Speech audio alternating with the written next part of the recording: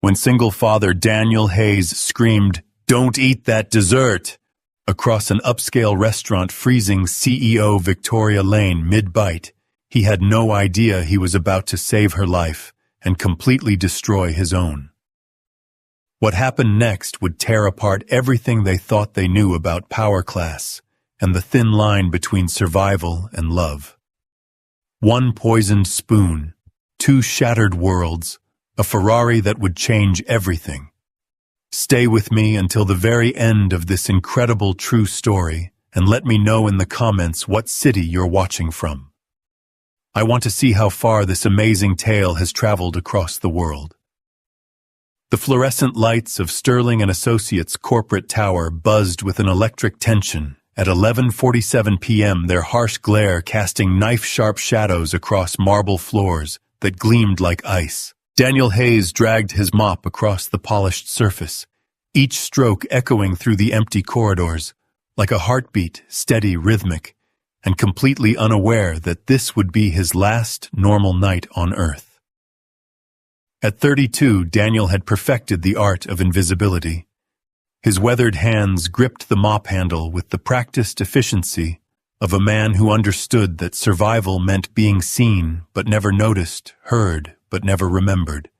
His gray maintenance uniform, pressed despite its age, worn despite its dignity, carried the faint scent of industrial cleaner and desperation that only other working parents would recognize.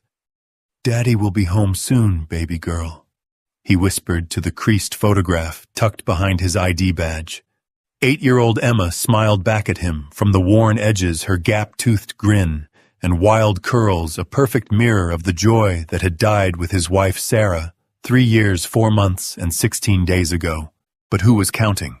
The elevator dinged softly in the distance, an unusual sound that made Daniel's stomach clench with inexplicable dread. Something was wrong. In 3 years of night shifts, he'd learned to read this building like a book, and tonight felt different. Dangerous. The very air seemed to vibrate with the kind of tension that comes before lightning strikes. Unknown to Daniel, 23 floors above his methodical cleaning, Victoria Lane stood at floor-to-ceiling windows that reflected not just her image but the target painted invisibly on her back. At 29, she commanded Sterling & Associates with the ruthless precision of a general who'd won every battle but was slowly losing the war. Her reflection showed a woman who'd mastered the art of armor designer suits that fit like battle gear, perfectly styled auburn hair that never dared betray weakness, and green eyes that could freeze a boardroom with a single glance. But tonight, those same eyes betrayed something else: fear. The threatening note had arrived that morning, slipped between quarterly reports like a snake in silk sheets. Some acquisitions come with a price. Pay it or we'll collect another way. A concerned investor. Victoria's manicured fingers trembled almost imperceptibly as she touched the glass. 3 companies had tried to acquire Sterling & Associates in the past 6 months. 3 rejections had been delivered with the kind of corporate politeness that barely concealed warfare. And now someone was playing a different game entirely. "Ms. Lane." Her assistant Jennifer's voice crackled through the intercom like a lifeline. "Your dinner reservation tomorrow night. Should I confirm the security detail?" Victoria's reflection showed her grimace. Even Jennifer was scared now. "No.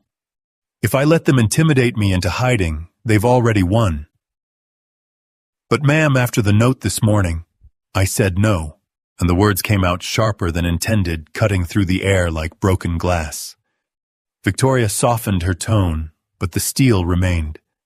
"Go home to your family, Jennifer. Some of us still can." The silence that followed felt heavy with unspoken fears and the weight of decisions that could mean life or death. In the depths of the building, Daniel worked with the methodical precision of a man whose world depended on routine. But tonight, routine felt like walking a tightrope over an abyss. The letter hidden in his locker seemed to burn through the metal, an eviction notice disguised as a friendly reminder that rent was increasing by 40% next month. 40%. The numbers might as well have been written in blood.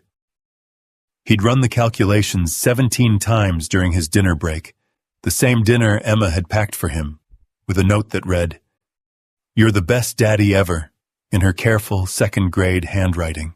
Each calculation led to the same terrifying conclusion. Even working 3 jobs, he couldn't make it work. Daniel pulled out his phone with hands that shook more than they should, scrolling through banking apps that showed numbers stark and unforgiving in blue digital light. Rent, utilities, groceries, Mrs. Patterson's babysitting fee, Emma's after-school program, her too small winter coat, the car payment on a Honda that wheezed but still ran barely. The math was simple and brutal. He was drowning, and the water was rising fast. But it was the conversation he'd overheard earlier that really terrified him. 2 executives in expensive suits talking about optimization and redundancy reduction and cutting the fat from maintenance staff. They'd walked past him like he was furniture, never imagining that the man with the mop might understand exactly what they meant. His job, this lifeline, this steady paycheck with health insurance that kept Emma safe, could disappear with a single memo. Meanwhile, Victoria stared at her reflection and saw not a successful CEO, but a woman who'd built her empire on a foundation that someone was now trying to blow up. The hostile Coamal takeover attempts were escalating. Marcus Rothwell, her former business partner turned bitter rival, had been circling like a shark for months. But the note suggested something darker, not just corporate warfare, but personal vengeance. She thought about the file locked in her safe, the one marked Rothwell Evidence, that contained proof of his illegal practices during their partnership, proof that could destroy him if it ever went public. Marcus knew she had it just like she knew he'd do anything to keep it buried. Her phone buzzed a text from an unknown number. "Beautiful view from the 23rd floor. Sleep well, Victoria." The blood in her veins turned to ice water. Someone was watching. Someone knew exactly where she was, exactly when she was vulnerable. Victoria moved away from the windows, her heart hammering against her ribs like a caged bird. This wasn't just business anymore. This was personal. 2 floors below, Daniel had worked his way into the conference room where Sterling and Associates board meetings took place. The mahogany table gleamed under recessed lighting surrounded by leather chairs that cost more than his annual salary. But tonight, the room felt different, charged with an energy that made his skin crawl. Papers were scattered across the table, and despite his strict rule about not reading confidential documents, one memo caught his eye like a neon sign: Project Elimination. Phase 1 complete. Target acquired for final resolution. Daniel's blood turned to slush. He'd seen enough crime shows with Emma to recognize the language of violence when it was dressed up in corporate speak. Someone in this building, someone who sat in these expensive chairs and made life-or-death decisions, was planning something terrible. His hands trembled as he cleaned around the documents, his mind racing. Should he call someone who would believe a janitor who claimed to have stumbled across evidence of what murder corporate espionage? His word against theirs would be like tissue paper against a hurricane. But the image of Emma sleeping peacefully in their tiny apartment, trusting him to keep their world safe, gave him courage he didn't know he possessed. Whatever was happening here, whatever darkness was brewing in these marble halls, he couldn't just look the other way. As midnight approached, Victoria found herself doing something she'd never done before, walking the halls of her own building like a prisoner in a cage. Her heels clicked against marble floors with an echo that seemed to announce her presence to anyone listening. She'd spent years in these walls, but always moving with purpose, always protected by schedules and security and the illusion of control. Tonight, she felt hunted. The building seemed to watch her with 1,000 hidden eyes, every shadow potentially concealing a threat. The fluorescent lights hummed overhead like warning sirens, and even the familiar scent of floor cleaner smelled different. Sharper, more chemical, more dangerous. On the 18th floor, she heard the soft sound of someone working and followed it like a moth to flame. Anything was better than the suffocating isolation of her office and the growing certainty that tomorrow night's dinner reservation might be her last. She discovered one of the maintenance crew, a man about her age, methodically mopping with the kind of focused attention that spoke of more than just professional pride. There was something almost meditative about his movements, a peace that Victoria envied with startling intensity. But when he looked up and saw her, his eyes held something that made her breath catch recognition. Not of her face, but of her fear. This man understood what it meant to be trapped, to be hunted by circumstances beyond your control. "I'm sorry, ma'am," Daniel said quickly, moving to push his cart aside. His voice carried the careful politeness of someone who'd learned that survival meant making himself smaller. "I didn't realize anyone was still here. I can come back later." "No, please." Victoria's voice came out softer than she'd intended, almost vulnerable. "Don't let me interrupt. I couldn't sleep." They stood there in the fluorescent-lit silence, two people from different worlds suddenly seeing each other clearly. Daniel noticed how her perfect composure was held together by sheer willpower, the way her hands trembled almost imperceptibly, and the fear she was trying so hard to hide. Victoria noticed the way he carried himself with quiet dignity, despite circumstances that would have broken lesser men, and the protective alertness in his eyes that reminded her of a guardian. "It's very clean," Victoria said, finally gesturing around them. "You take real pride in your work." Daniel's surprise was genuine. "Thank you, ma'am. This job means everything to me." There was something in the way he said everything that hit Victoria like a physical blow, as if this minimum wage job mopping floors was the difference between survival and catastrophe. "Do you have family?" The question escaped before she could stop it, more personal than any conversation she'd had in months. Daniel's entire face transformed when he smiled, exhaustion and worry falling away like a mask. "A daughter, Emma. She's 8 years old and thinks I hung the moon." 8. Victoria felt her chest tighten with unexpected emotion. She must be proud to have such a devoted father. Something flickered across Daniel's expression. Fierce love mixed with terror, devotion, tempered by the constant fear of not being enough. "I'd do anything for her. Anything." The words hung in the air between them, heavy with meaning that neither fully understood. Victoria found herself wanting to know more about this man who spoke of love with such fierce certainty, who found purpose in protecting someone small and innocent in a world that seemed designed to crush the vulnerable. But before she could ask another question, Daniel's expression changed. His eyes focused on something over her shoulder, and the color drained from his face like water from a broken dam. "Ma'am," he said quietly, his voice tight with controlled panic. "I think you should see this." Victoria turned to follow his gaze, and her blood turned to ice.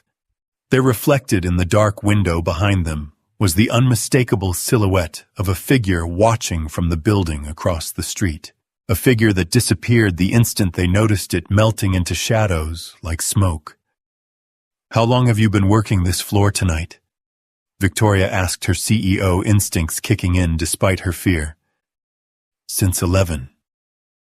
"But ma'am," Daniel's voice dropped to a whisper, "I've been seeing things, hearing things, and I found something in the conference room that I think you need to know about." The building around them seemed to hold its breath, as if even the walls knew that this moment was a turning point.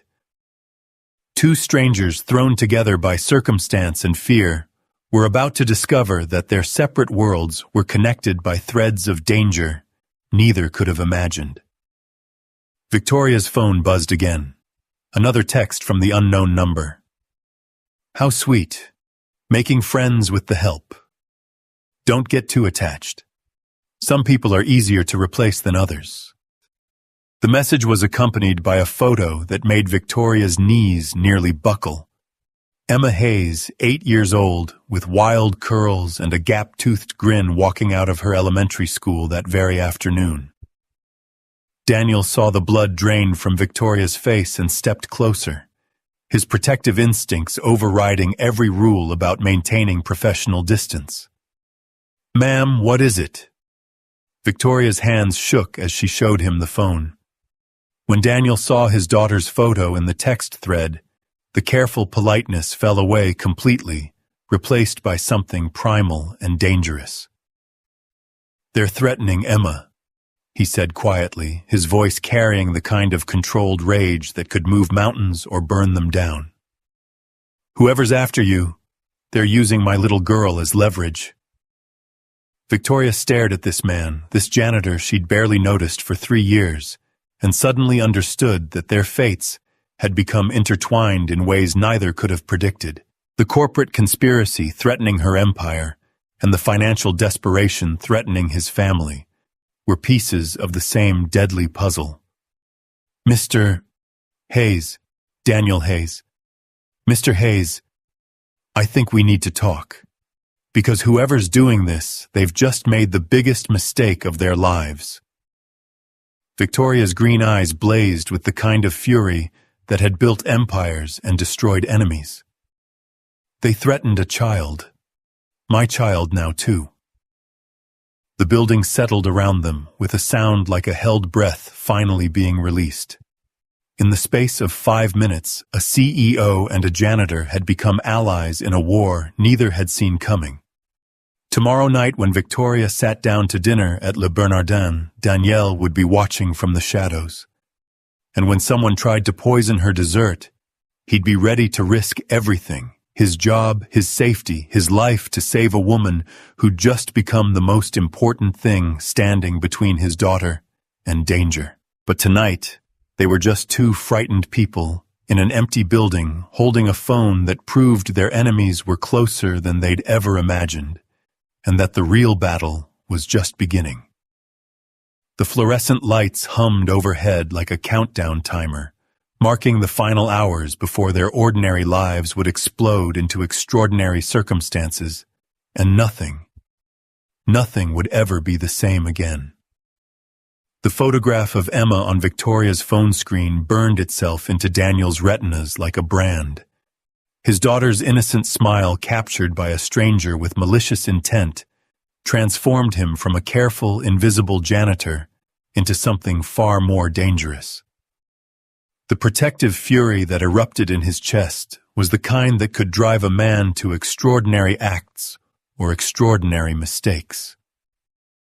"When was this taken?" His voice had dropped to a whisper that somehow carried more menace than any shout. Victoria studied the metadata with the practiced efficiency of someone accustomed to analyzing threats. "Today, 3:47 p.m., right after school dismissal." Daniel's jaw clenched so hard Victoria could hear his teeth grinding. "Mrs. Patterson picks her up at 3:45. Every day.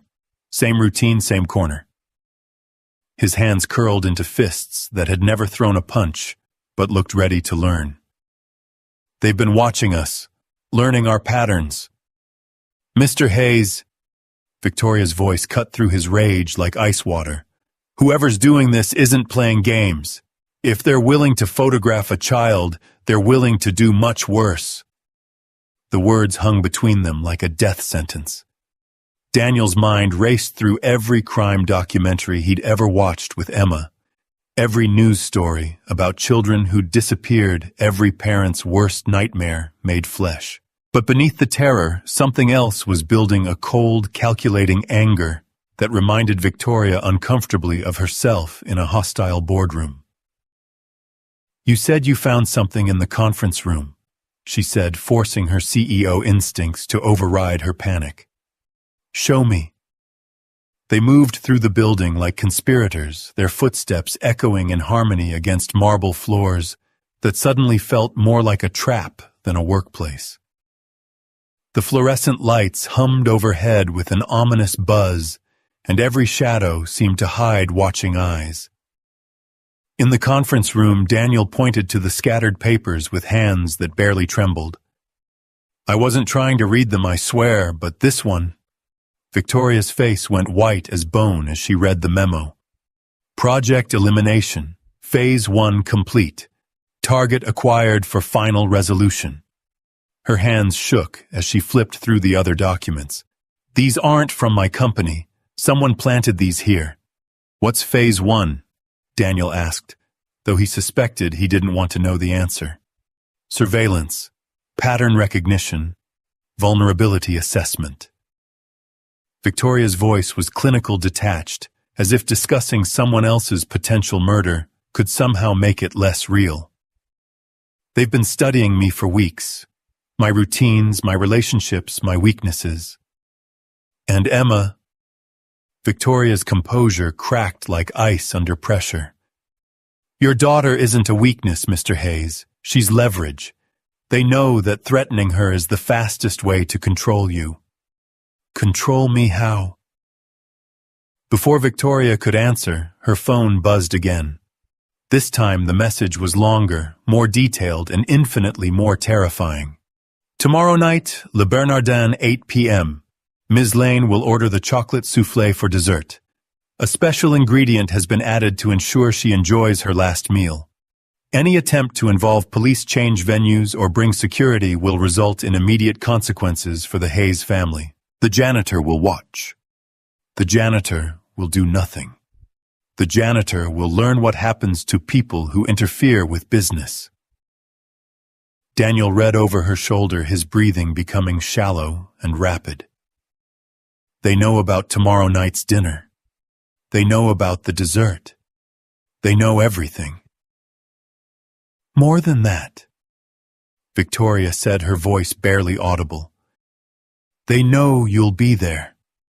They're counting on you seeing it happen and being too terrified to act." The realization hit them both like a physical blow.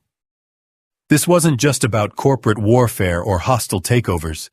This was about psychological torture, forcing a father to watch a murder while his child's life hung in the balance, turning a good man into an unwilling accomplice through pure terror. "We have to call the police," Daniel said, reaching for his phone. "No." Victoria's hand shot out to stop him, her grip surprisingly strong. "If we involve law enforcement, they'll follow through on their threat. And Emma—" The words died in her throat, but they both understood. A child's life had become the ultimate bargaining chip in a game neither of them fully understood. "Then what do we do?" Daniel's voice cracked with the strain of a man pushed beyond his limits.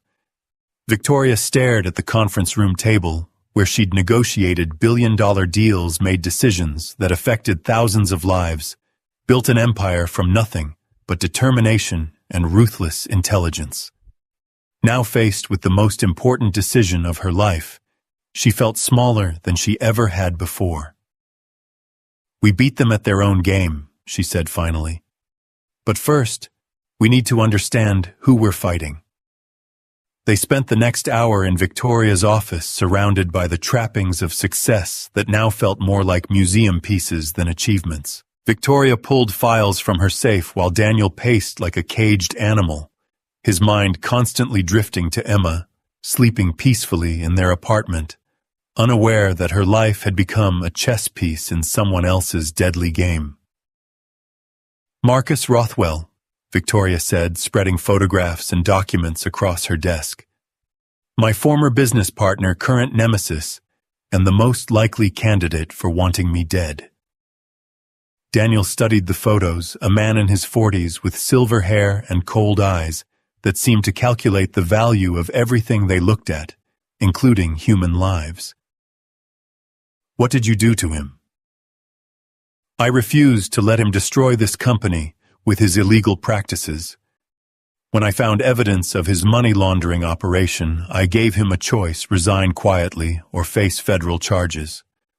Victoria's voice hardened with remembered anger. He chose option 3, attempt to destroy me personally and professionally. Oh, the evidence you mentioned, you still have it? Victoria nodded toward her safe. Enough to put him away for 20 years. But if I'm dead, it dies with me. And if I use it to destroy him, he'll retaliate against Emma. Daniel finished the thought, his stomach churning with the implications. They sat in silence, the weight of their impossible situation pressing down like a physical force. Outside the windows, the city sparkled with lights from thousands of lives being lived in blissful ignorance of the deadly drama unfolding 23 floors above the street. There's something else, Victoria said quietly. Something I haven't told you. Daniel looked up from the photographs, dread pooling in his stomach like acid. 6 months ago, Marcus made me an offer. He wanted to buy Sterling & Associates for a fraction of its worth, with the understanding that he'd take care of any resistance to the sale. Victoria's voice dropped to a whisper.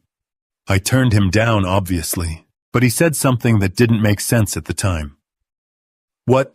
He said that sometimes the best way to acquire a company was to make the owner disappear, and that he'd found someone who specialized in making problems vanish permanently. The words hit Daniel like ice water.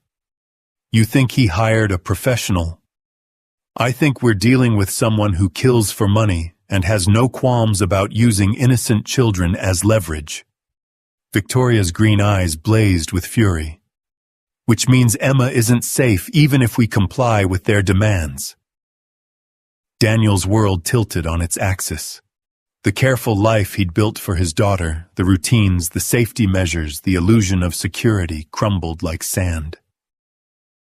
What are you saying? I'm saying that giving them what they want won't save Emma. It'll just make her a loose end to be tied up later. Victoria stood up, pacing to the windows that had become her prison. We can't run. We can't hide. We can't call for help.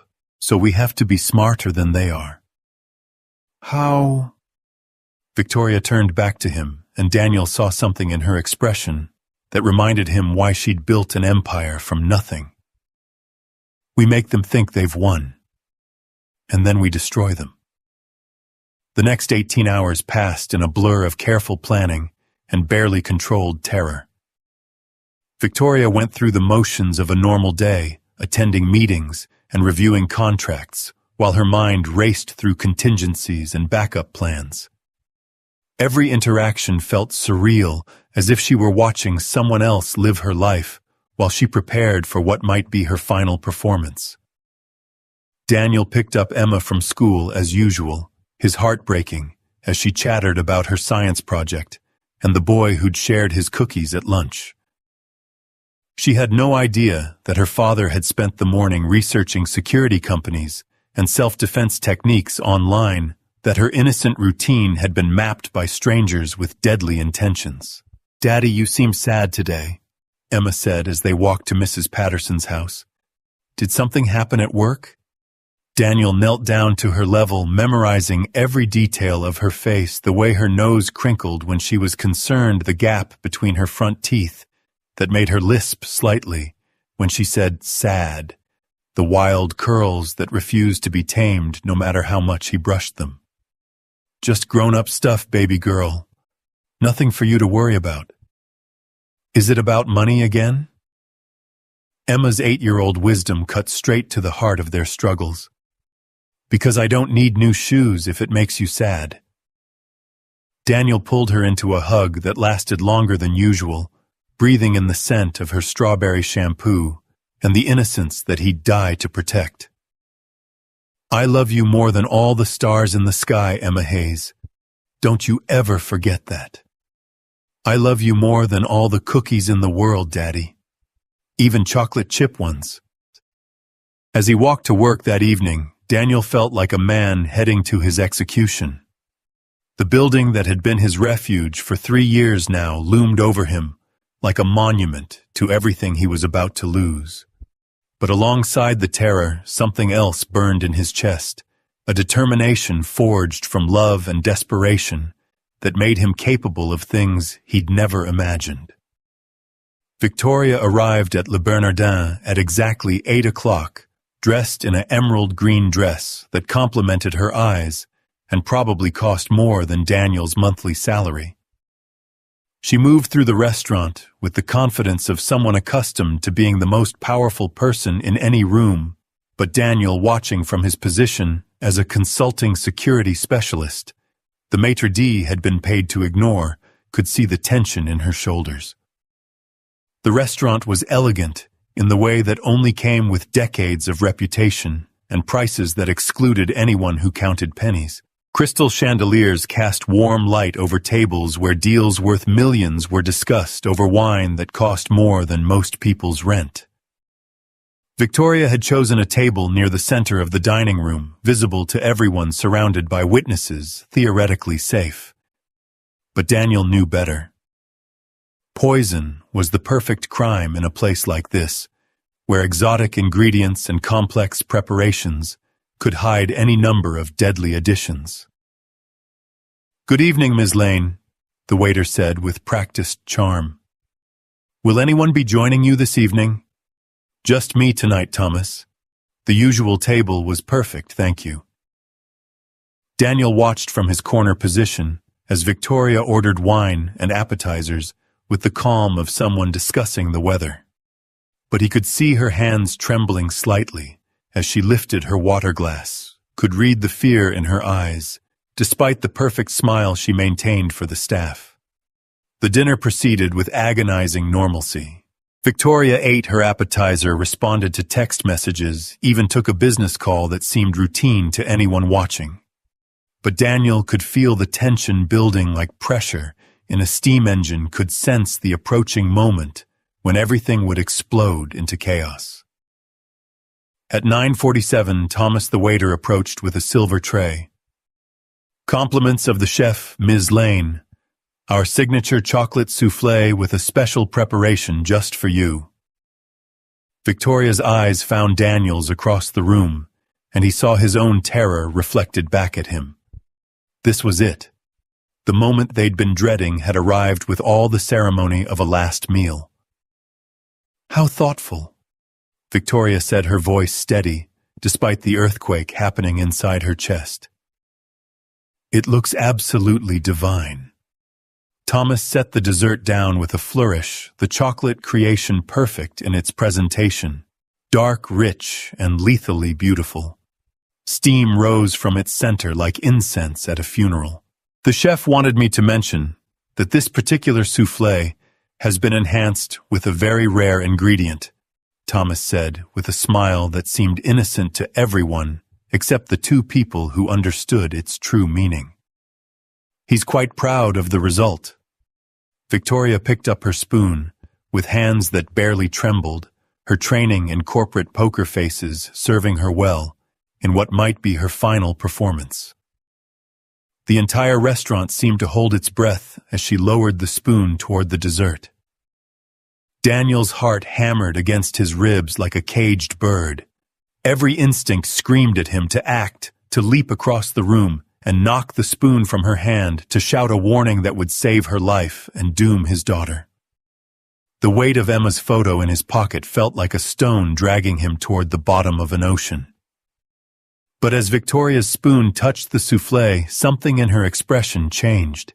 A flicker of defiance, a spark of the ruthless intelligence that had built her empire. She looked directly at Daniel, and her lips moved in words only he could read. "Trust me." Then Victoria Lane, CEO of Sterling & Associates, lifted the poisoned spoon toward her mouth, and Daniel Hayes realized that sometimes the only way to win an impossible game was to change the rules entirely. The dessert hung suspended on the spoon, like a tiny brown guillotine, and in that frozen moment between life and death, Daniel understood that their carefully laid plans were about to collide with a reality that neither of them had fully anticipated. Whatever happened next would determine not just whether Victoria lived or died, but whether Emma would grow up with a father or become another casualty in a war she never should have been part of. The restaurant continued its elegant dance around them, unaware that they were witnessing the climax of a drama that had been building for months, that the woman in the emerald dress was either about to die or about to turn the tables on enemies who thought they held all the cards. And in the shadows, watching it all unfold with the intensity of a man whose world hung in the balance, Daniel prepared to do something that would either save them both or destroy everything he'd ever cared about. The spoon trembled for the briefest moment at Victoria's lips before she made a decision that would either prove her brilliance or seal her fate. Instead of eating the soufflé, she suddenly clutched her throat and began coughing violently, her face contorting in apparent distress. "Water!" she gasped, loud enough for half the restaurant to hear. "Something's wrong." The elegant dining room erupted into controlled chaos as Thomas rushed forward. Other waiters appeared from nowhere, and concerned diners turned to stare at the unfolding drama. But Daniel saw what others missed, Victoria's eyes sharp and calculating, even as she performed her medical emergency, scanning the room for reactions that would reveal their enemy. "Call an ambulance!" someone shouted from a nearby table. "Is she choking?" another voice called out. Victoria continued her performance, knocking over her water glass and sending the untouched soufflé sliding across the white tablecloth. The chocolate dessert splattered onto the floor in a mess that looked almost like blood in the restaurant's romantic lighting. "Please step back," Thomas said, his professional composure cracking as other staff members surrounded Victoria's table. "Miss Lane, can you breathe? Should we call 911? Daniel watched from his corner, heart pounding, as Victoria's brilliant improvisation bought them precious time. By refusing to eat the dessert and creating a public scene, she'd forced their would-be killers into an impossible position. They couldn't complete their mission without exposing themselves, but they also couldn't simply walk away and try again later. "I'm feeling better," Victoria said after another minute of theatrical gasping. I think I just had a reaction to something. Maybe the wine." She pressed a hand to her chest, breathing heavily, but no longer appearing to be in mortal danger. The restaurant manager appeared at her elbow, his face pale with concern and liability. "Fears. Ms. Lane, we're so sorry. Should we call our physician? We can arrange for immediate medical attention." No, I think I'll be fine." Victoria stood slowly, steadying herself against the table. "Perhaps I should head home and rest. If someone could call me a taxi." Daniel's admiration for her quick thinking was overshadowed by a growing sense of dread. Victoria had brilliantly avoided the immediate threat, but their enemies were still out there, still watching, still planning, and Emma was still in danger. As the restaurant staff fussed over Victoria and began cleaning up the spilled dessert, Daniel noticed something that made his blood run cold. Thomas, the waiter, had disappeared. In all the commotion, the man who'd delivered the poisoned soufflé had simply vanished, leaving behind only the scattered remains of their failed assassination attempt. Victoria caught Daniel's eye across the room and gave an almost imperceptible nod toward the exit. The message was clear. It was time to leave, time to regroup, time to figure out their next move before their enemies regrouped and tried again. But as Victoria gathered her purse and prepared to make her exit, Daniel's phone buzzed with a message that turned his relief into pure terror. "Very impressive performance. Too bad it won't save the little girl. We know where she sleeps." The photograph attached showed Emma's bedroom window, taken from outside their apartment building. His daughter's nightlight glowed softly behind glass that suddenly seemed as fragile as paper, and Daniel could see her stuffed elephant sitting on the windowsill, where she always placed it before bed. Victoria noticed his face go white and quickly made her way toward his corner of the restaurant, still playing the part of a woman recovering from a medical episode. "I need some air," she announced to the hovering staff. "The gentleman by the door offered to help me to my car." Daniel moved to her side with legs that felt like lead, offering his arm as they walked toward the exit. To anyone watching, they looked like a good Samaritan helping a sick woman. In reality, they were two people whose carefully orchestrated plan had just collapsed into nightmare. "They have Emma's location," Daniel whispered as they stepped onto the sidewalk. "They're at my apartment building."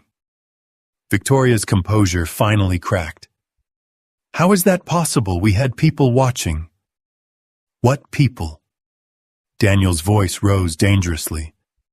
"You said we couldn't trust anyone. You said involving others would make it worse." The accusation hung between them like a live wire. In the space of 30 seconds, their partnership had devolved into desperate finger-pointing as the reality of their situation crashed down around them. "Mr. Hayes, I hired a private security firm to monitor your daughter discreetly. Ex-military personnel with impeccable credentials." Victoria's voice shook with something between fear and fury. "If they've been compromised..." Daniel's phone rang, the shrill sound cutting through the night air like a scream. The caller ID showed Mrs. Patterson's number, and his heart stopped beating entirely. "Hello?" His voice came out as barely a whisper. "Daniel." Mrs. Patterson's voice was tight with fear. "I'm so sorry to call this late, but there are men outside the building. They've been there for an hour just watching. And Emma, she's asking for you. She says she had a bad dream about strangers." Daniel's knees nearly buckled.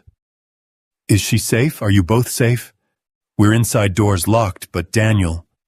"One of them came to the door 20 minutes ago. Said he was from your work, that there was an emergency. I didn't let him in, but he knew things. He knew Emma's name, knew about her elephant, knew what grade she's in." The world tilted sideways as Daniel processed the information. These weren't random criminals or even professional assassins operating from a distance. These were people who'd studied his family with the thoroughness of scientists who knew every detail of their lives, down to his daughter's favorite stuffed animal. "Mrs. Patterson, listen to me very carefully," Daniel said, forcing his voice to remain calm. "Take Emma into your bedroom and lock the door. Push furniture in front of it if you have to. Don't open it for anyone except me, and only after I give you our safety word." "What safety word?" Daniel's mind raced. "Strawberry. If I don't say strawberry, don't open the door, no matter what you hear." "Daniel, you're scaring me." "I know. I'm scared too, but I'm coming to get you both right now."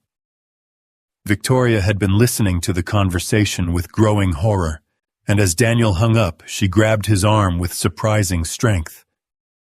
"You can't go there," she said urgently. "It's obviously a trap. They're using Emma as bait to draw you out." "She's my daughter." Daniel's control finally snapped. "I don't care if it's a trap. I don't care if they kill me. I won't leave her alone and scared while men with guns watch her bedroom window. If you get yourself killed, what happens to Emma then?" The question hit Daniel like a physical blow. As much as he wanted to charge across the city like an avenging angel, Victoria was right. His death wouldn't save Emma, it would just leave her completely defenseless against people who viewed children as disposable tools. "Then what do we do?" His voice cracked with the weight of impossible choices. Victoria pulled out her phone and began typing with the speed of someone accustomed to making life-or-death decisions under pressure. "We use the one advantage they don't know we have, which is..." They think we're helpless.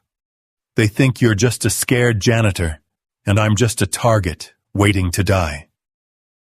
Victoria's eyes blazed with the kind of fury that had built empires and destroyed enemies. They have no idea what they've actually unleashed. As Victoria made rapid phone calls in a voice that could command armies, Daniel realized he was seeing a side of her that few people ever witnessed.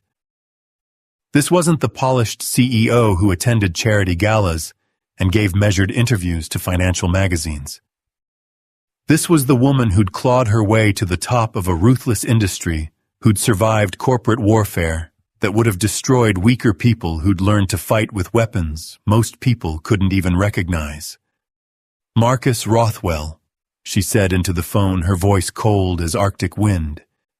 "Yes, I know what time it is. Yes, this is about the dessert. You have exactly 30 seconds to call off your dogs before I release every piece of evidence I have about your money laundering operation to the FBI, the SEC, and the Washington Post." Daniel could hear shouting from the other end of the line, but Victoria's expression remained ice cold. "I'm not bluffing, Marcus, and I'm not negotiating. You threatened a child, which means you've crossed a line that can't be uncrossed. So here's what's going to happen. You're going to tell your hired killers to walk away from that apartment building right now, or I'm going to destroy you so completely that you'll spend the rest of your life in a federal prison cell, assuming you live long enough to make it to trial." More shouting, angrier this time. Victoria held the phone away from her ear and looked at Daniel with something that might have been satisfaction. "He's claiming he doesn't know what I'm talking about," she said, "which means either he's lying or we're dealing with someone else entirely." Daniel's phone buzzed again.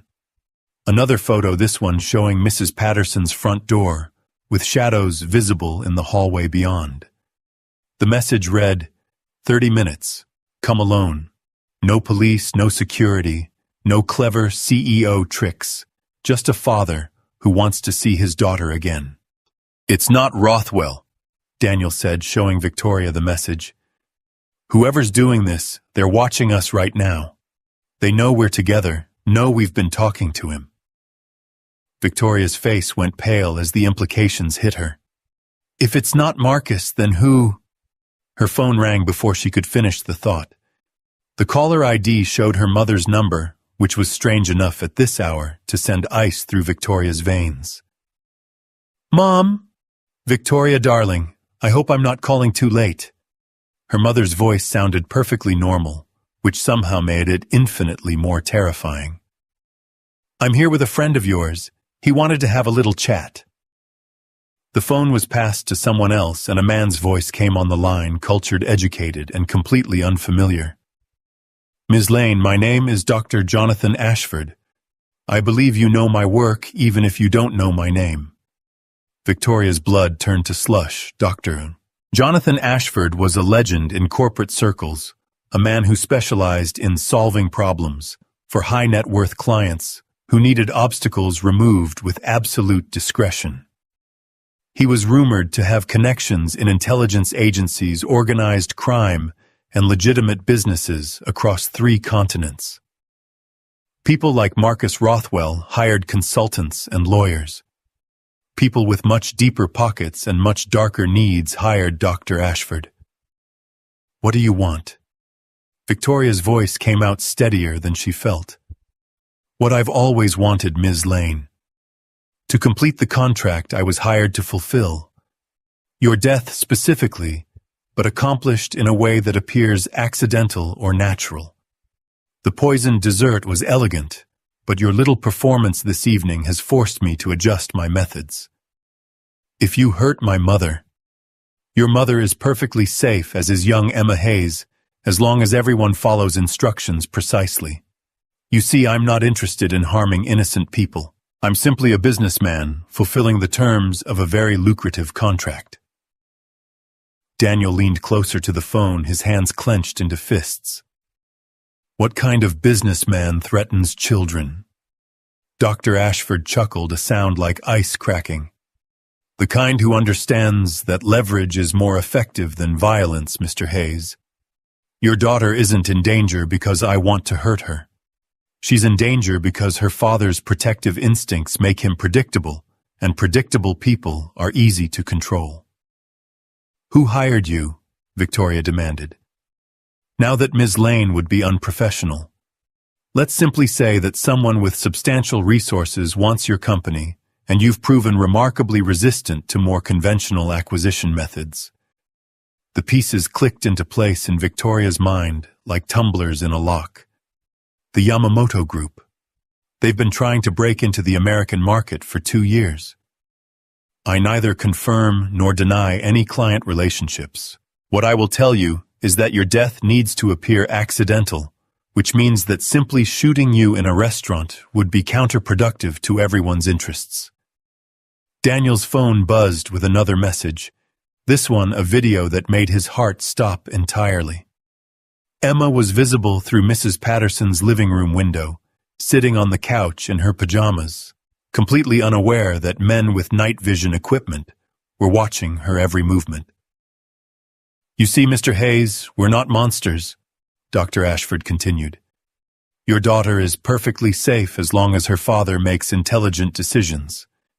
But if you force us to change our plans, if you involve law enforcement, or try to be heroic, well, accidents can happen to anyone.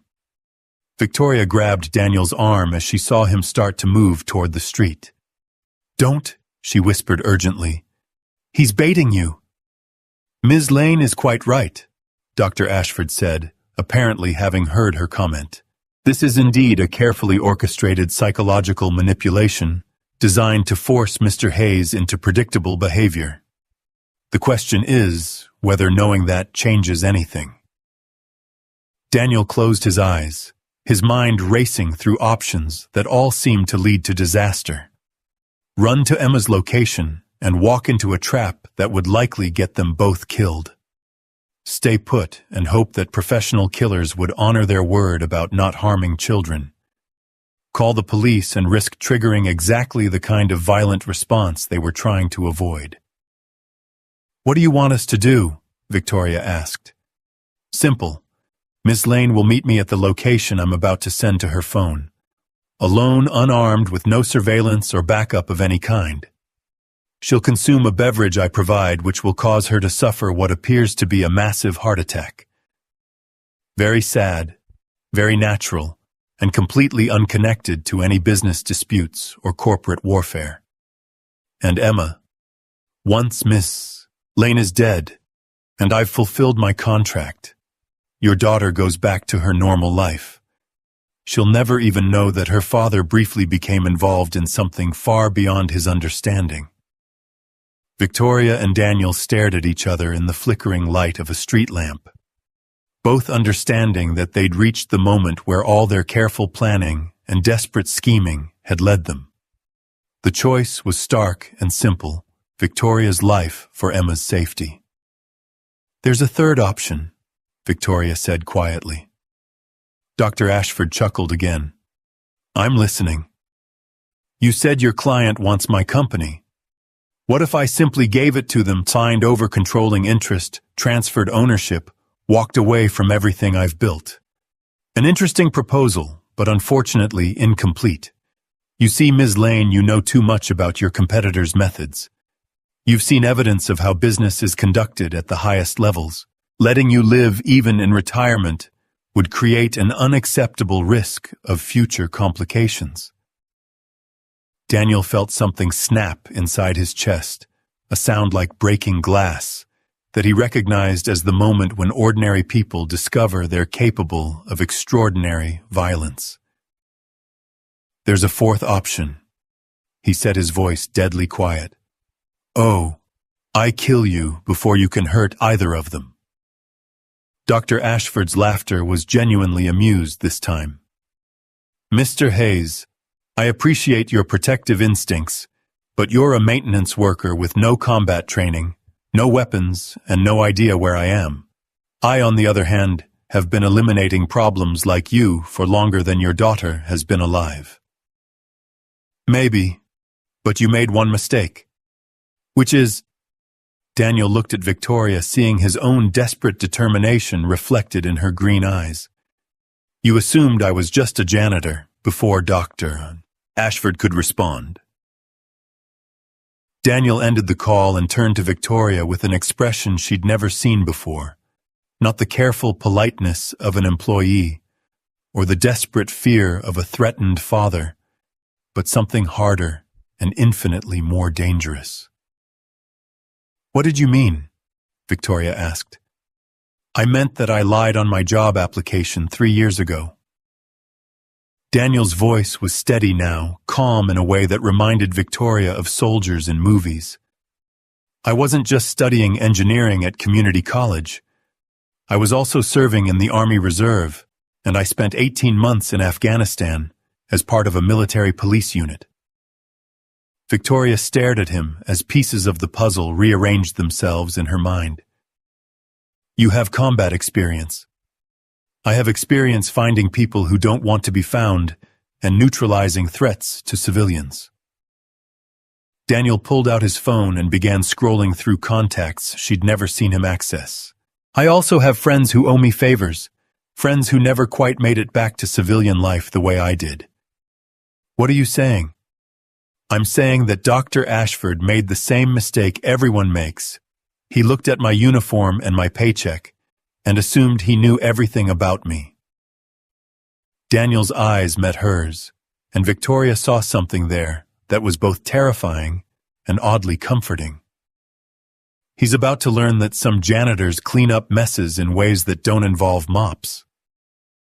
As Daniel made his phone calls, speaking in the kind of military shorthand that Victoria had only heard in movies, she realized that their impossible situation had just become something else entirely. They were no longer helpless victims being manipulated by a professional killer. They were no longer playing defense against an enemy who held all the cards. For the first time since this nightmare began, they were about to go on the offensive.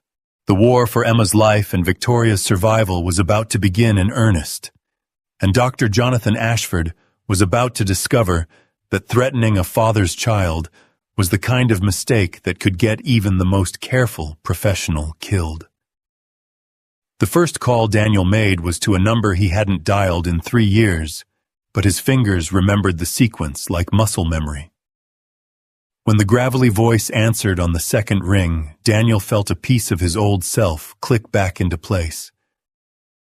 Reaper Jesus Christ, is that really you? Hey Tank, I need a favor.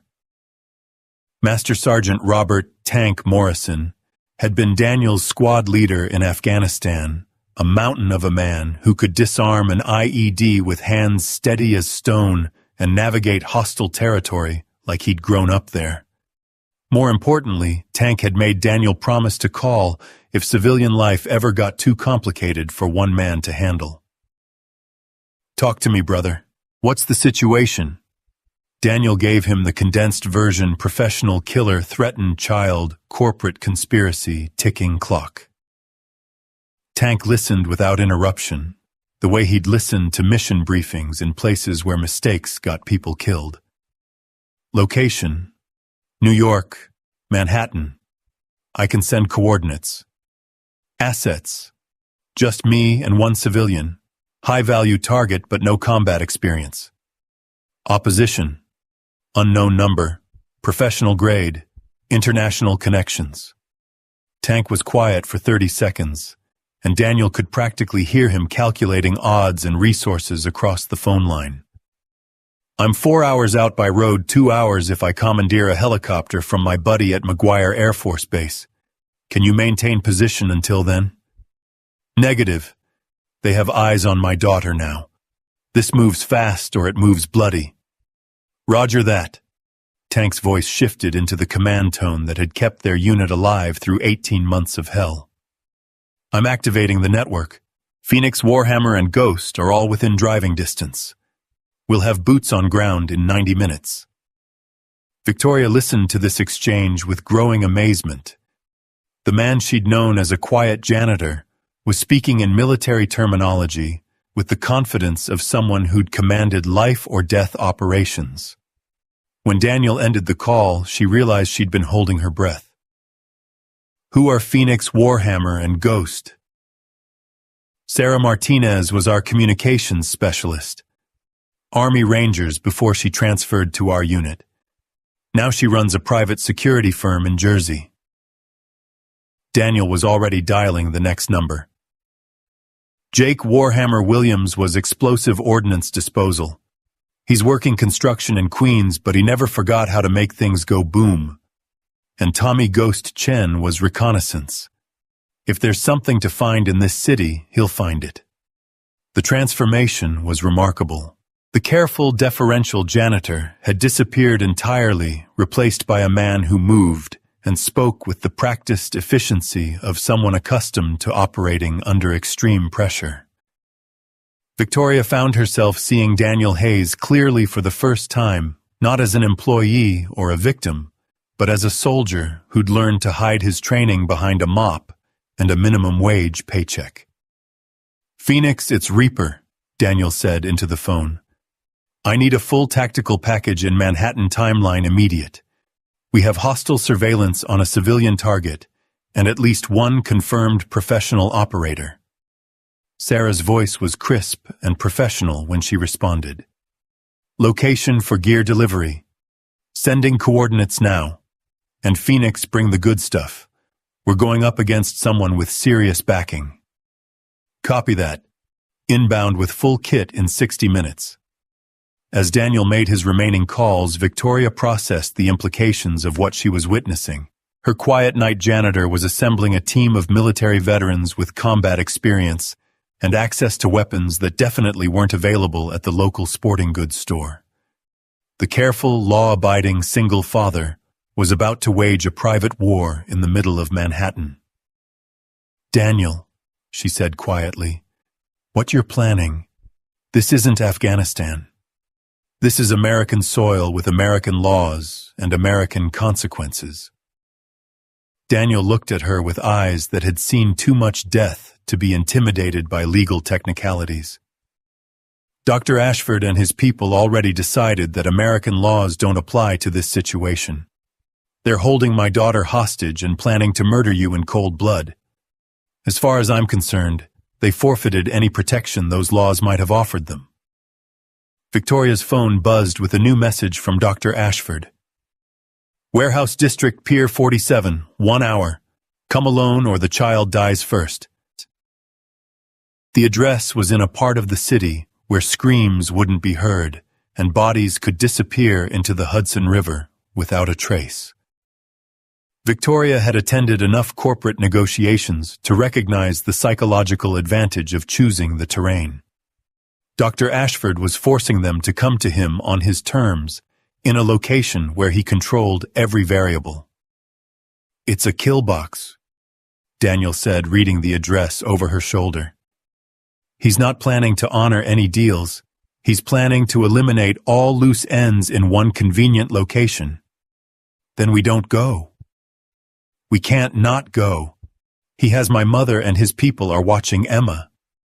Victoria's voice was steady, but Daniel could see the fear she was trying so hard to control. "If we don't show up, he'll start killing people just to prove he can." Daniel's phone rang again. Tank's voice came through with the background noise of what sounded like helicopters. "Change of plans, Reaper.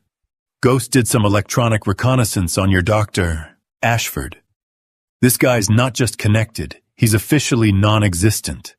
No records, no fingerprints, no digital footprint that goes back more than 5 years. Meaning he's either a foreign intelligence asset or he's so deep in the Black Ops world that he might as well be. Either way, you're not dealing with a civilian contractor. You're dealing with someone who has government-level resources and zero accountability." Victoria felt the last of her hope crumble. Bad enough to be hunted by a professional killer, but if Dr. Ashford had intelligence agency backing, they were fighting an enemy with unlimited resources and no legal constraints. "It gets worse," Tank continued. Phoenix intercepted communications suggesting this isn't just about your CEO friend. Word is someone paid big money to make this look like the opening move in a larger operation. They want Sterling and Associates, but they also want to send a message to other American companies about what happens when they refuse foreign acquisition offers. Daniel absorbed this information with the calm of someone who'd faced impossible odds before. So we're not just saving Victoria and Emma, we're preventing an act of economic terrorism. Bingo. Which means if you pull this off, you'll have some very grateful people in very high places. And if you don't, we all disappear and this never happened. Roger that. Victoria listened to this exchange with growing disbelief. In the space of 2 hours, her quiet corporate world had exploded into something that sounded like the plot of a spy thriller. Foreign agents, economic terrorism, black ops assassins, it was too much to process. Too surreal to be happening to a woman whose biggest worry that morning had been a quarterly earnings report. But Emma's face in those surveillance photos was real. Her mother's frightened voice on the phone was real. And the man standing beside her methodically preparing for a war she couldn't have imagined was very real. "What do you need from me?" she asked. Daniel studied her for a moment, and Victoria saw him making calculations that had nothing to do with corporate strategy. "I need you to trust me completely, even when what I'm asking doesn't make sense. I need you to follow orders instantly, without question or hesitation. And I need you to understand that once this starts, there's no going back to the way things were." Victoria thought about her perfectly ordered life board meetings and profit margins, charity galas, and business dinners, the safe, predictable world she'd built around herself, like armor.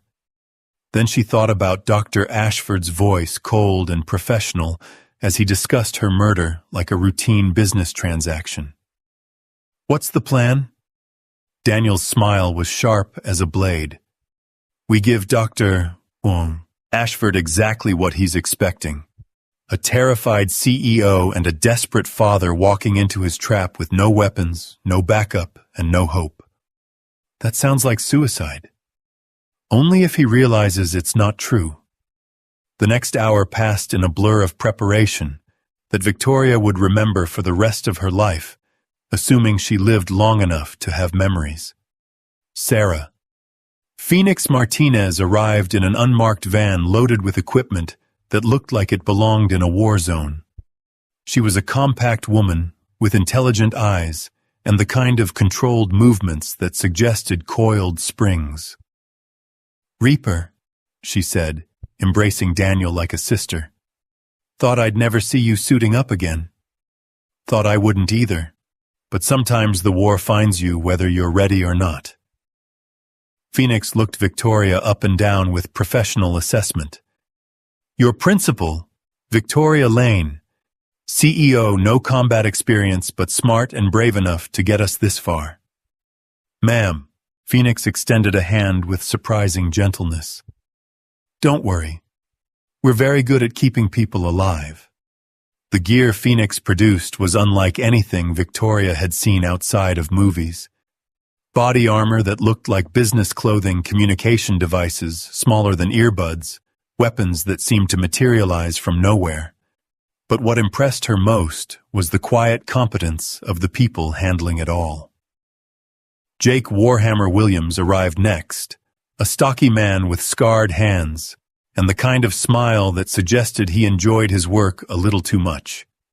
He brought a duffel bag that clinked ominously when he set it down.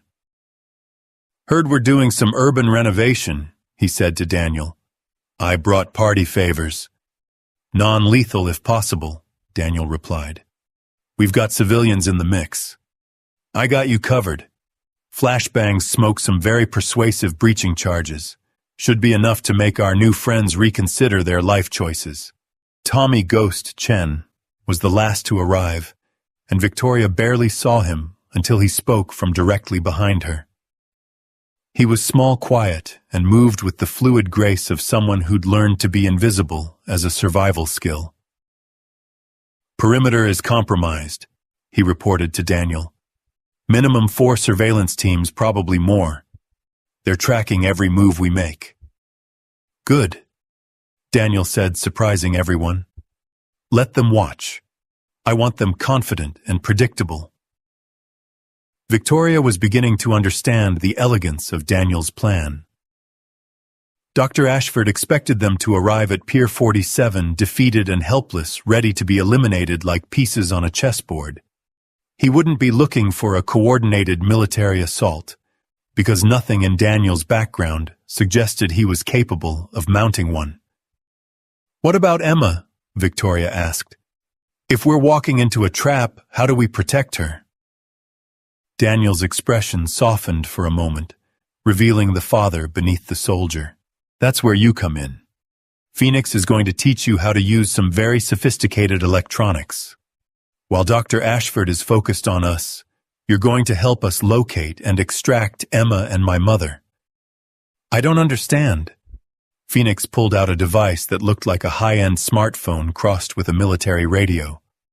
Thermal imaging, encrypted communications, real-time tactical mapping. You'll be our eyes and ears while the boys make noise. Victoria stared at the device, overwhelmed by the complexity of what they were asking her to do. I run board meetings, not military operations. Same skill set, Daniel said with surprising gentleness. You coordinate resources, make decisions under pressure, and adapt when situations change. The only difference is the stakes. The stakes are my daughter's life. No, Victoria said quietly, surprising herself with the steel in her voice. The stakes are all of our lives. Emma, your mother, you, me, we're all targets now. And the only way any of us survive is if we stop thinking like victims and start thinking like victors. Daniel looked at her with something that might have been pride. Phoenix, show her how to use the gear. Warhammer. I need you to rig the warehouse with enough surprises to keep Dr. Ashford's people busy. Ghost full reconnaissance on their positions. I want to know how many shooters they have and where they're hiding. What about you? Victoria asked. I'm going to call Dr. Ashford back and arrange our surrender. The plan was audacious in its simplicity. Daniel would contact Dr. Ashford and agree to meet at Pier 47, bringing Victoria as requested. They would appear to be defeated, frightened, and completely under his control. What Dr. Ashford wouldn't know was that Phoenix would be providing overwatch from a neighboring building. Warhammer would have rigged the warehouse with enough explosive surprises to level the block, and Ghost would be moving through the shadows like a deadly specter. Victoria's role was the most crucial and most dangerous. Using Phoenix's equipment, she would locate Emma and Daniel's mother while appearing to be nothing more than a terrified CEO waiting to die. When the shooting started, and Daniel assured her it would start, she would guide the extraction team to the hostages, while Daniel and his team neutralized the threats. How do you know it will work? Victoria asked, as Phoenix strapped nearly invisible armor beneath her dress. I don't, Daniel admitted. But Dr. Ashford made one crucial mistake. He assumed that threatening Emma would make me predictable and controllable. Instead, it just reminded me who I used to be before I became someone who counted every penny and worried about rent increases. Victoria saw something dangerous flicker behind Daniel's eyes, a glimpse of the soldier who'd survived combat tours and come home to build a quiet life around his daughter's safety. Dr. Ashford had awakened something that had been sleeping for 3 years, and Victoria suspected their enemy had no idea what kind of force he'd unleashed. Daniel, she said quietly, what happens after this is over, assuming we all survive? I don't know, he admitted. I never thought past keeping Emma safe. I have, Victoria said, surprising both of them. I've been thinking about what it means to have employees who are willing to risk everything to protect their families. About what it says about a company when its CEO discovers that the man who cleans her floors is braver and more capable than any executive she's ever hired. Daniel looked at her with confusion. "What are you saying?" "I'm saying that if we survive this, I want to offer you a job that doesn't involve mopping floors. Something that uses the skills you've been hiding behind a janitor's uniform." Victoria I, head of corporate security, she continued. "Salary to match your actual qualifications, benefits that will let Emma go to any college she wants, and the kind of work that might actually be worthy of the man who's about to risk his life to save mine." Daniel stared at her, and Victoria saw the exact moment when he allowed himself to imagine a future beyond the next few hours. A future where Emma didn't have to worry about whether they could afford school supplies, where he didn't have to work 3 jobs to keep their heads above water, where his military experience became an asset instead of something to hide on job applications. "Ask me again tomorrow," he said finally, "assuming we're both alive to have the conversation." Phoenix finished adjusting Victoria's equipment and stepped back with professional satisfaction. "You're wired for sound, and video thermal imaging is calibrated, and the panic button will bring the cavalry running. Try not to get shot."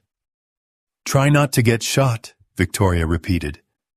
"Great advice. Why didn't I think of that?" Daniel's phone rang. Dr. Ashford's number appeared on the screen like a death sentence. "Time to go," Daniel said, answering the call. "Dr. Ashford, we're ready to meet your terms." "Excellent. I do appreciate reasonable people. Pier 47 warehouse entrance 15 minutes. What about the hostages? They'll be returned unharmed once our business is concluded. You have my word." Daniel looked at Victoria, and she saw her own thoughts reflected in his eyes. Dr. Ashford's word was worth exactly nothing. The man who'd threatened a child and planned to murder them both in cold blood had no intention of letting anyone walk away from this meeting. But that was fine, because Daniel Hayes, former military police protective father and man who'd spent 3 years pretending to be less than he was, had no intention of letting Dr. Ashford walk away either. The war for Emma's life was about to begin, and Victoria realized that despite the terror coursing through her veins, she'd never felt more alive. Tomorrow, if they survived, she would wake up in a world where a single father's courage had saved not just his daughter, but potentially prevented an act of international terrorism disguised as corporate acquisition. Tonight, she was about to discover whether the man who cleaned her floors was capable of cleaning up a mess that threatened to destroy everything they both held dear. The warehouse district loomed ahead of them like a concrete maze designed for violence, and somewhere in that maze, Dr. Jonathan Ashford was waiting with enough firepower to eliminate every witness to his carefully orchestrated crime. But he was about to learn that some janitors specialized in taking out trash that fought back. The warehouse at Pier 47 squatted against the Hudson River like a concrete beast, its broken windows staring out at the dark water with empty malevolence. Victoria felt the weight of Phoenix's equipment beneath her dress as she and Daniel approached the rusted entrance, every step echoing against wet pavement that gleamed like oil under the sparse streetlights. "Remember," Daniel whispered, his voice barely audible through the communication device hidden in her ear. "You're terrified but compliant. Let them think you've given up." Victoria nodded, though her heart was hammering so hard she was certain Dr. Ashford would hear it from inside the building. The thermal imaging device disguised as a phone showed at least 12 heat signatures scattered throughout the warehouse, more than they'd expected, but not enough to change the plan. The entrance door stood slightly ajar, light spilling out like blood from a wound. Daniel reached for the handle with hands that looked steady, but Victoria could see the slight tremor that revealed his own fear. Not for himself, she realized, but for Emma, who was somewhere in that concrete maze trusting her father to bring her home safe. "After you, Ms. Lane," Dr. Ashford's cultured voice called from somewhere in the shadows beyond the door. "Mr. Hayes, please keep your hands visible." They stepped into the warehouse and Victoria's breath caught in her throat. The space was enormous, filled with shipping containers stacked like metal building blocks, creating a labyrinth of blind corners and hidden passages. Overhead, ancient fluorescent lights flickered with irregular rhythms, casting dancing shadows that could hide an army. Dr. Ashford emerged from behind a container 30 feet away, and Victoria's first thought was how ordinary he looked. Medium height, silver hair, expensive suit, he could have been any corporate executive attending a business dinner. Only his eyes betrayed his true nature, cold and calculating as a snake's. Punctual. I appreciate that in people who are about to die. Daniel stepped slightly in front of Victoria, a protective gesture that looked unconscious, but she recognized as tactical positioning. "Where are they?" "Patience, Mr. Hayes. First, we need to discuss the terms of Ms. Lane's unfortunate demise." Dr. Ashford pulled out a small vial filled with clear liquid, holding it up to catch the flickering light. "A synthetic compound that mimics the effects of a massive coronary event. Completely undetectable in standard autopsy procedures and absolutely unstoppable once administered." Victoria forced herself to look terrified instead of furious. "What about your promise you said if I came here? I said your mother and the child would be unharmed. I never said anything about letting them go." Dr. Ashford's smile was razor thin. "They'll serve as insurance against Mr. Hayes developing any heroic impulses." That was the signal Daniel had been waiting for. His hand moved to his jacket pocket in a gesture that looked like nervous fidgeting, but was actually activating a transmitter that would alert his team to begin the assault. "You don't have to do this," Daniel said, playing his part perfectly. "Take the company, take whatever you want, but let them go." "Oh, but I do have to do this, Mr. Hayes. You see, Ms. Lane knows too much about my client's acquisition methods, and you've seen too much to be allowed to simply walk away." Victoria's thermal imaging device was showing movement throughout the warehouse. Ghost positioning himself for the first strike. Warhammer approaching the container where Emma and Victoria's mother were being held. Phoenix preparing to provide sniper support from her position across the street. "However," Dr. Ashford continued, "I'm not without mercy. Ms. Lane's death will be quick and relatively painless. And Mr. Hayes, you'll have the comfort of knowing that your daughter will be adopted by a very nice family in Eastern Europe who specialize in providing new identities for children whose parents have become inconvenient." The words hit Daniel like physical blows, but Victoria saw something deadly flicker behind his eyes. Dr. Ashford had just made his second crucial mistake, the first being threatening Emma at all, the second being describing her fate in enough detail to guarantee that Daniel would never stop hunting him, no matter what happened in this warehouse. "You're insane," Victoria said, letting real emotion bleed into her voice. "I'm practical. Now if you'll please drink this." Dr. Ashford held out the vial. "We can conclude our business, and I can be back in Geneva by tomorrow evening." And Victoria reached for the vial with hands that shook just enough to look convincing. But as her fingers closed around the glass, Daniel's voice cut through the warehouse like a blade. "Emma Strawberry." The warehouse exploded into chaos. The first explosion came from the eastern wall, where Warhammer had placed charges designed to create maximum noise and confusion without bringing down the building. The blast shattered windows and sent shipping containers rocking like toys, while brilliant white light flooded the space as military-grade flares turned night into blazing day. Victoria threw herself behind the nearest container as Dr. Ashford's men opened fire, their muzzle flashes creating a deadly light show in the smoke-filled air. She could hear Daniel shouting commands, Phoenix's rifle cracking from her overwatch position, and somewhere in the chaos, a child's voice calling for her daddy. "Emma!" Daniel's voice roared over the gunfire. "Stay down, baby girl. Daddy's coming." Victoria activated her thermal imaging and began moving through the maze of containers, following the heat signatures that Phoenix had identified as their targets. Her business heels weren't designed for combat, but she kicked them off and ran barefoot across concrete that was now littered with broken glass and spent shell casings. Ghost materialized beside her like a shadow. Given form, his movements so quiet she didn't realize he was there until he spoke. "Hostages are in Container 7 Alpha 30 meters northwest. 2 guards, both armed, both focused on the main fight." Victoria nodded and followed him through the maze, her heart hammering, as explosions continued to rock the warehouse. Daniel's plan was working. Dr. Ashford's men were so focused on the frontal assault that they weren't watching their flanks. Container 7 Alpha was a standard shipping container that had been converted into a makeshift prison cell. Through the thermal imaging, Victoria could see 3 heat signatures inside 2 small and huddled together, 1 larger, and moving with the nervous energy of a guard, trying to decide whether to stay with his prisoners or join the fight.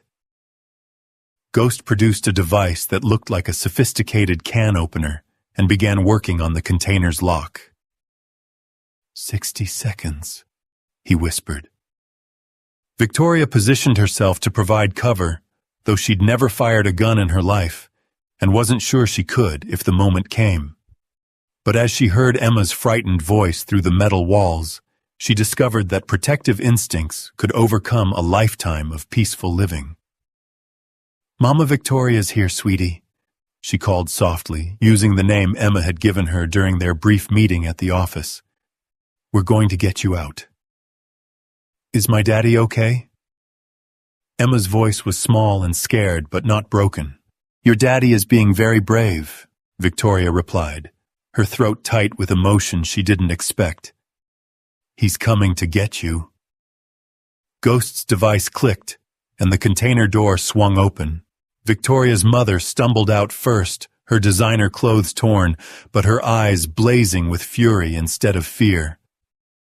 "Victoria, thank God.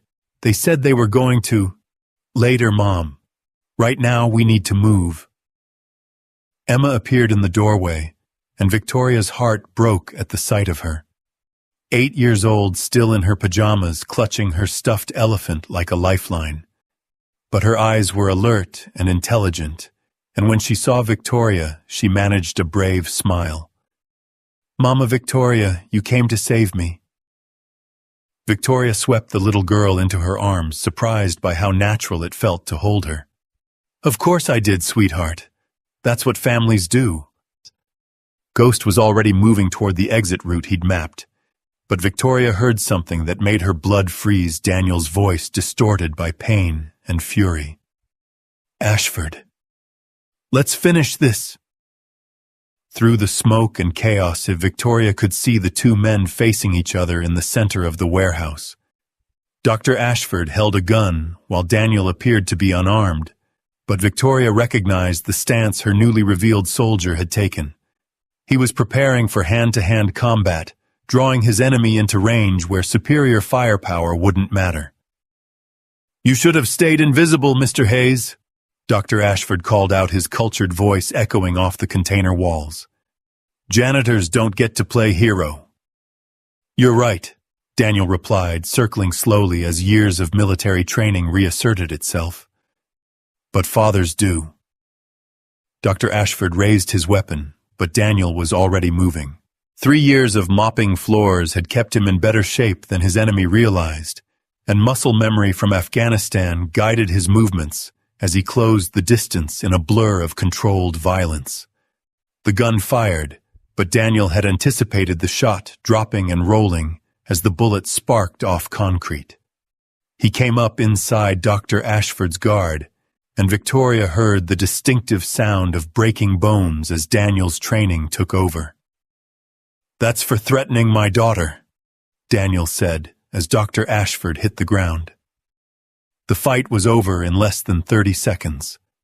Dr. Ashford lay unconscious on the warehouse floor, while Daniel stood over him breathing hard, but victorious. Around them, the sounds of battle were fading as Phoenix and Warhammer finished mopping up the remaining threats. "Daddy!" Emma broke free from Victoria's arms and ran toward her father, her stuffed elephant bouncing behind her. Daniel caught her in a hug that seemed to last forever, his face buried in her wild curls, as 3 years of carefully controlled emotions finally broke free. "I was so scared, Daddy, but I knew you'd come. You always come. Always." Daniel whispered, his voice thick with tears he'd been holding back since this nightmare began. "I will always come for you, baby girl." Victoria watched the reunion with tears streaming down her own face, suddenly understanding something that all her corporate success had never taught her. This was what winning actually looked like, not profit margins or market share, but a father holding his daughter safe in his arms while the world burned down around them. "Ma'am," Phoenix approached with professional satisfaction. "Area secure. All hostiles neutralized or in custody. Local PD and federal agents are inbound." Victoria nodded, then looked at Dr. Ashford's unconscious form. "What happens to him?" "That depends on which agency gets to him first," Phoenix replied. "But between the attempted murder, international terrorism, and child endangerment charges, I'd say he's going to spend the rest of his life in a place that makes this warehouse look like a resort." As sirens wailed in the distance, Victoria felt the weight of the night's events settle over her like a heavy blanket. In 12 hours, her carefully ordered world had exploded into violence and terror, but it had also revealed truths that would change everything going forward. Daniel approached with Emma in his arms, both of them looking exhausted but alive. "Victoria," he said quietly, "I can't thank you enough. You risked everything for us." "No," Victoria replied, surprising herself with the certainty in her voice. "You risked everything for me. And Emma risked everything just by being brave enough to trust that her daddy would save her." Emma looked at Victoria with the serious expression that only children could manage. "Are you going to be part of our family now, Mama Victoria?" The question hit Victoria like a physical blow. She looked at Daniel, seeing her own confusion reflected in his eyes, then at Emma's hopeful face, then at her own mother, who was watching the exchange with knowing satisfaction. Victoria started, then stopped. The corporate vocabulary that had served her so well in boardrooms suddenly seemed inadequate for this moment. "What Emma means," Daniel said gently, "is that we've all been through something that changes people. We're not the same as we were 12 hours ago." Victoria nodded, understanding flooding through her like sunlight. "No, we're not." 6 months later, Victoria stood at the floor-to-ceiling windows of her office, watching the city that had almost become her graveyard. But the view was different now because everything was different now. Sterling and Associates had not only survived the attempted hostile takeover, it had emerged stronger than ever. The international attention from Dr. Ashford's arrest had led to new clients, new opportunities, and a reputation for being the kind of company that protected its people no matter what the cost. Daniel Hayes, former janitor and current head of corporate security, knocked on her door with the same politeness he'd always shown, but now it came with the confidence of a man who'd found his proper place in the world. "The Yamamoto Group situation?" Victoria asked without preamble. "Resolved. Turns out they were very eager to negotiate once their previous consultant was indicted for terrorism." Daniel's smile was sharp with satisfaction. "They've agreed to our terms for the joint venture, and they're paying a substantial penalty for their previous acquisition methods. And Dr. Ashford, sentenced to life without parole. Federal prison, maximum security, no possibility of escape or early release. Daniel's expression darkened slightly. The judge was particularly unimpressed with the child endangerment charges. Victoria nodded, then gestured toward the chair across from her desk. Sit. We need to talk about something else. Daniel settled into the chair with the easy grace he'd developed over the past 6 months. The transformation had been remarkable: designer suits instead of maintenance uniforms, an office on the executive floor instead of a supply closet, and most importantly, the confidence that came from using his real skills instead of hiding them. Emma's science fair project. Victoria smiled. Among other things, she asked me to help her with the presentation on career changes and personal growth. She picked an interesting topic. She picked an interesting subject to interview. Victoria leaned back in her chair. According to her research, some of the most successful people in business are those who've learned to adapt when circumstances change dramatically. Daniel chuckled. 8-year-olds can be surprisingly wise. Speaking of wise 8-year-olds, she also asked me something yesterday that I've been thinking about. Which was... Victoria felt her heart speed up slightly, the same way it had during those terrifying moments in the warehouse. She asked when I was going to officially become part of the family. The words hung in the air between them, like a bridge neither was sure they were ready to cross.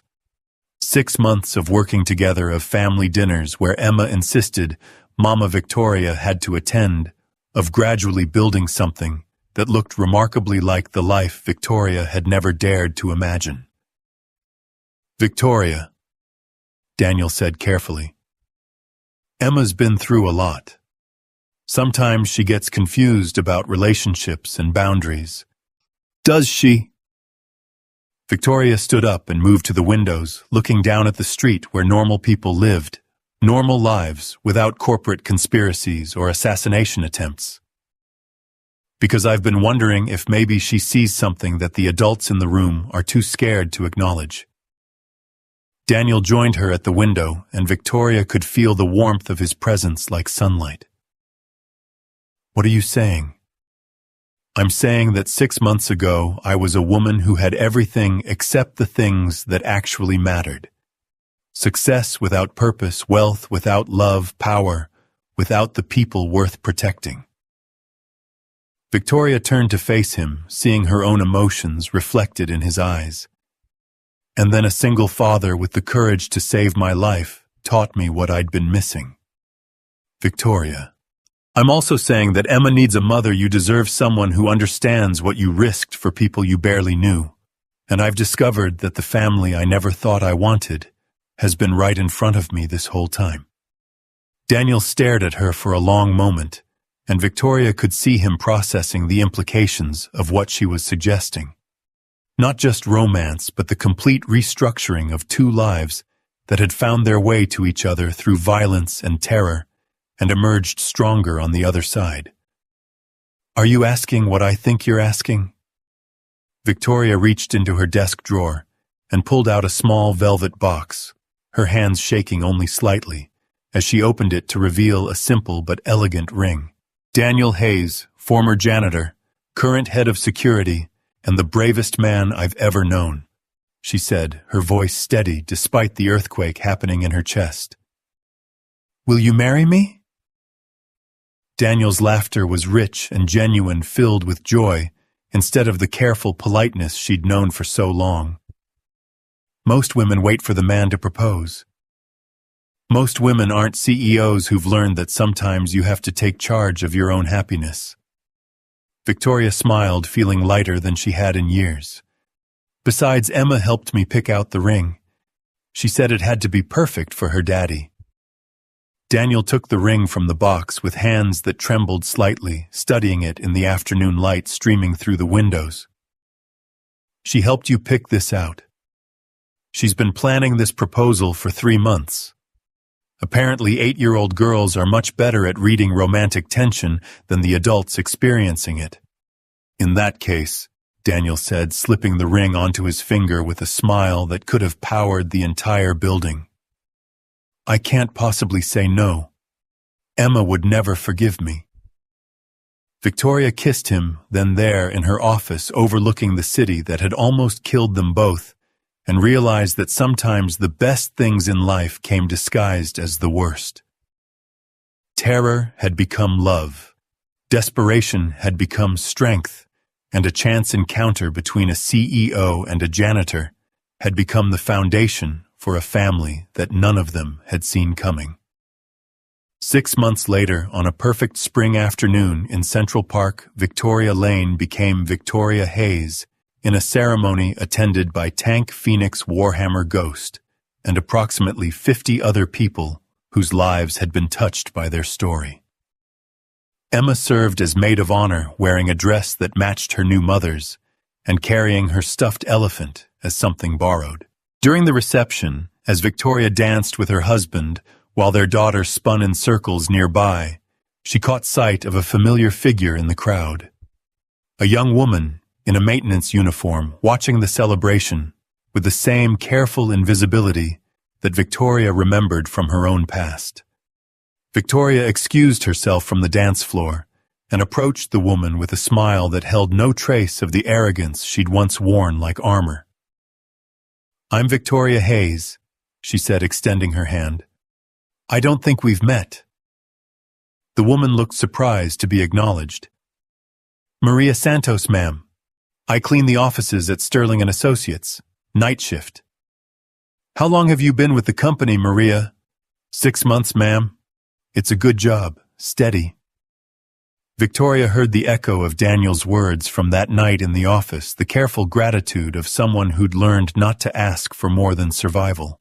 "Do you have family, Maria?" Maria's face lit up with the same transformation Victoria had seen in Daniel when he spoke about Emma. "2 boys. Miguel is 10, Carlos is 7. They're good kids."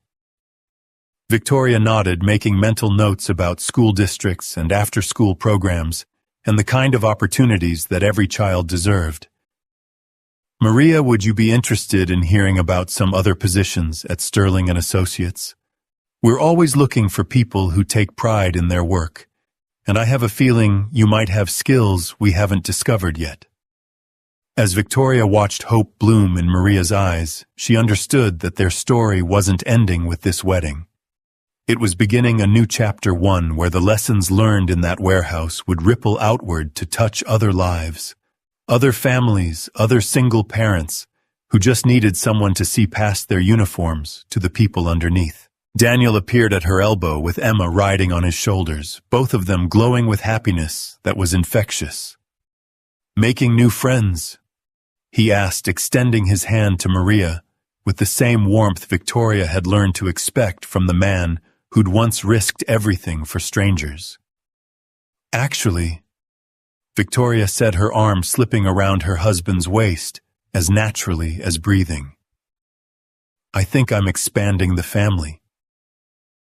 Emma clapped her hands from her perch on Daniel's shoulders. "The more the merrier, that's what Daddy always says." As the sun set over Central Park, painting the sky in shades of gold and pink, Victoria Hayes looked around at the life she'd never planned but couldn't imagine living without. A husband who'd taught her that true strength came from protecting the people you love. A daughter who'd shown her that family wasn't just about blood, but about choosing to love someone enough to fight for them, and a future filled with possibilities she was only beginning to understand. The woman who'd once sat alone in corporate towers surrounded by success but starved of purpose was gone forever.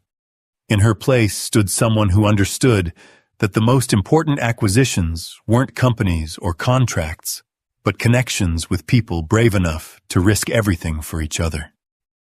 And somewhere in the crowd, a night janitor named Maria Santos was about to discover that sometimes the most extraordinary changes begin with the simplest gesture, someone powerful enough to change your life, deciding that you're worth the effort.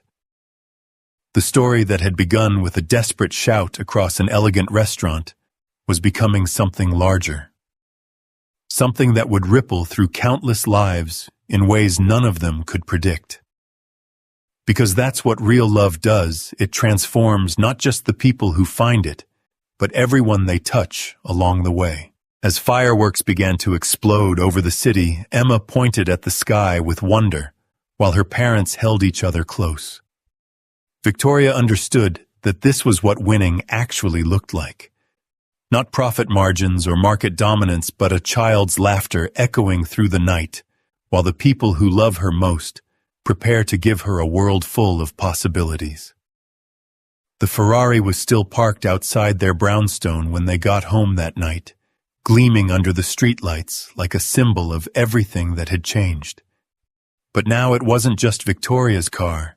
It was the family car, the one that would take them on weekend trips and school visits and all the ordinary adventures that make up an extraordinary life. And in the morning, when Daniel woke up next to the woman who'd become his wife and his partner in everything that mattered, he would remember the night when a desperate father's love had collided with a powerful woman's courage, creating something neither of them could have achieved alone.